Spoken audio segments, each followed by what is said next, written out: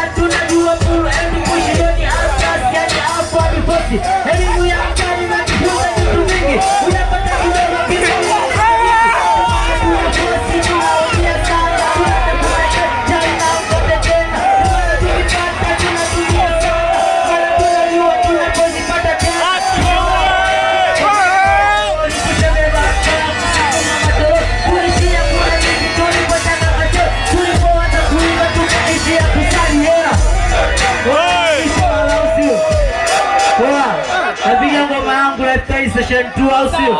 Unatoa alosonga hapo. Ndio waki uko au sio? Twende baba peleke au sio?